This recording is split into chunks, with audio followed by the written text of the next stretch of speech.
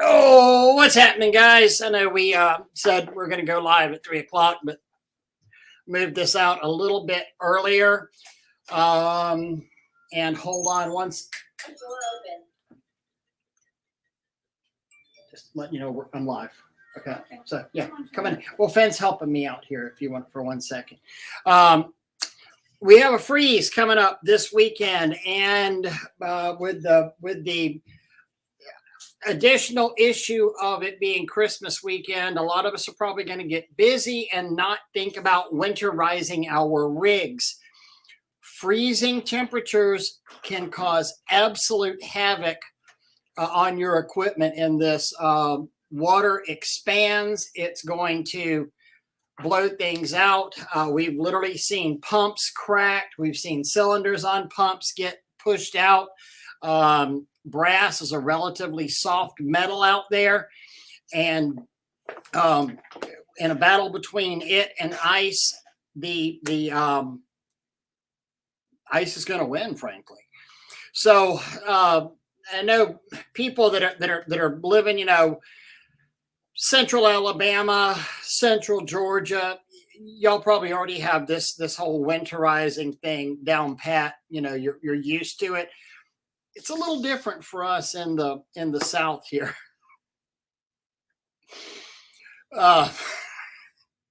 You're a goofball. It's a little different for us in the South, and we don't have to deal with this a lot, thankfully. Yeah, and we're back from reading some of the comments. We're back from Tahoe now. And obviously, I've got Finn. He's out of school. He's been helping me up here at the store this week, and he is being very goofy online. But somebody mentioned out here, keep it above 32 degrees. Correct, yes. 32 degrees, that's going to help a great deal out there. High of 15 tomorrow here, low of 6 tonight. Thankful for a climate-controlled shop. Obviously, that's a big deal right there, too. If I always remember Gerard Peterson. He had a great video he used to do about winterizing his equipment, and it was pull it into a shop and close the door, turn the heater on. A lot of guys, especially there's so many new guys in this industry, they're not necessarily used to having that luxury of being able to put this in a garage. And what they're going to have to deal with is leaving a rig outside in temperatures that they're not used to. South Alabama, getting down hard freeze. Panhandle, Florida, hard freeze. I saw even down where Ocala area could be down around 24 this weekend. And like I said, we're also coupling that with a Christmas break where a lot of people might not be paying as much attention as they should. So main thing you want to do is get the water out of your pumps and get your water out of the rigs. If you have a ball valve at the end of a hose, well, just make sure you open that ball valve up. Just, your hoses at the end, turn the ball valve on. Water will help drip out there. A lot of times where you have a freeze, you'll actually have like a rope of ice coming out of it as the water freezes in your hose and it pushes it on out. Anywhere that's going to collect water in your machine, try to just get rid of the water in collection points. In your pumps, get rid of the water if you can. A lot of you guys that are living in northern climates, y'all are already dealing with, you have systems that are plumbed with antifreeze, and you know how to handle this type of scenario. For us Florida crackers, it's a little bit different. This freezing stuff is very strange for us. We don't necessarily deal with it that well. We don't drive on icy roads, and we don't drive on icy roads, and but we can also get unstuck from a sandy beach. So potato there. Yeah, Finn, there you've got some fans out there looking at your silliness. But I wanted to go over a couple of things as far as ways we can quickly winterize. As I mentioned, your ball valve. Keep all ball valves open on there. Bleach is not going to freeze at as low of a temperature as water is. So if you can also drain the water out of your tank, bleach has a lower freezing point. I believe it's about 24 degrees. I could be a little mistaken, but I'm somewhere close on that. Rich, you're exactly right. One of the things we used to do before we ever had a shop and we deal with freezes occasionally is we would put a reflective tarp over the rig and then hang up a good old-fashioned incandescent work light close to any pump that we had, and that would help create enough warmth around that pump to keep it from freezing. Never had a problem whenever we did that. You are a goofball. So yeah, incandescent shop light, hang it by your pump, throw a tarp over that. That should generate enough warmth. I've also heard of guys wrapping stuff in electric blankets. That will help. That will help as well. Heating pad, electric blanket. Put that right there on your. Don't you hit that mouse? Okay, they can't see you there, goofball. They can't. Heating pad. Put it right on the area of the pump. Sorry, it's a little distracting doing this with a 7-year-old, but I just love him. Okay, something else we can do if we want to try to get that water out of the machine, wherever we have a quick connect, if we have one on a hose reel, if you have one going into your swivel right there, pop your quick connect off. However, if you don't have a quick connect, get the crescent wrench out, take your swivel off right there. Take a swivel off. I mean, it's only going to take 5 minutes to reinstall it whatsoever, but that's going to give another place for that water to go. It might mean the difference between you losing one small piece of equipment instead of blowing a hose and a swivel and a pump. Yeah, it's a little bit distracting.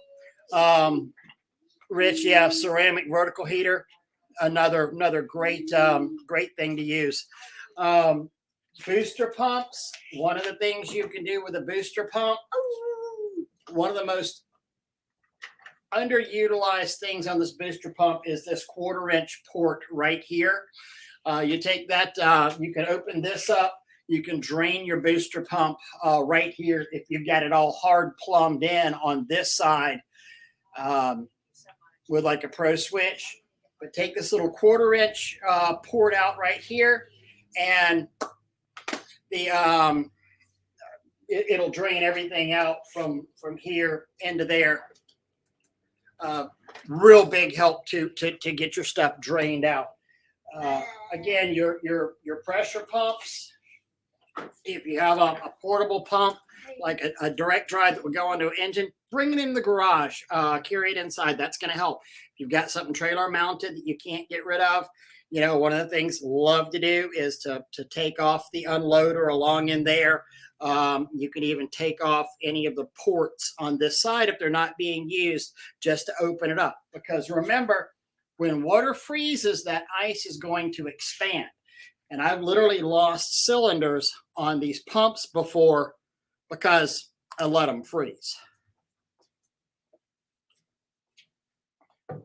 So as far as the North Florida is concerned, just make sure all of our hoses are broken loose.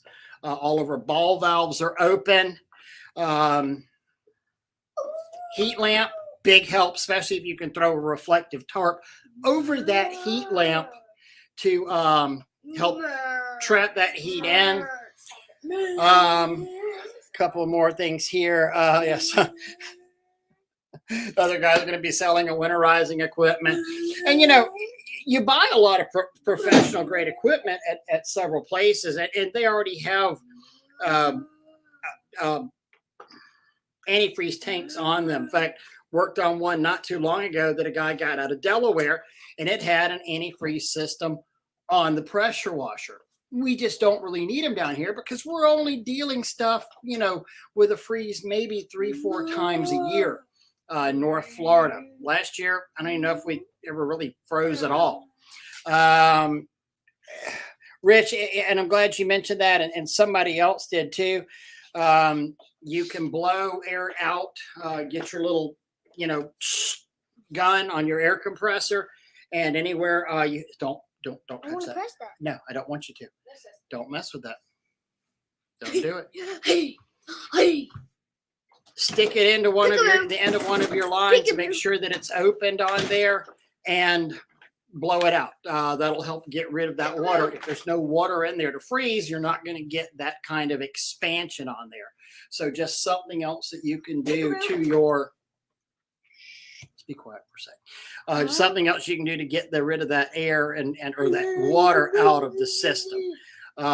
Also. Sugar. Yeah. You want a Red Bull? You want another Red Bull, buddy?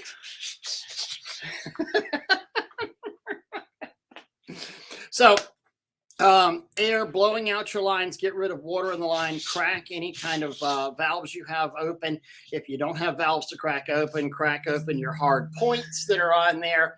Just also remember, anything that you do, you need to reverse before you start your machine up again, or you're going to have leaks out there. So remember what points that you take and do that. Hey, go ahead and sit up here. Sit up, sit. It's lost. It's gone.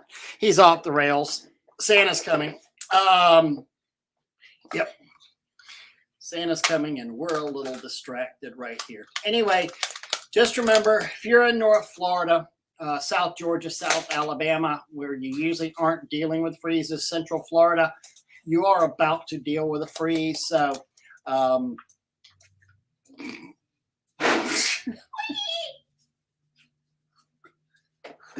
protect your. I'm done. Protect your equipment this weekend. And Merry Christmas. Hope y'all all have a wonderful Christmas time. Bye. Say bye. Bye. Oh my God.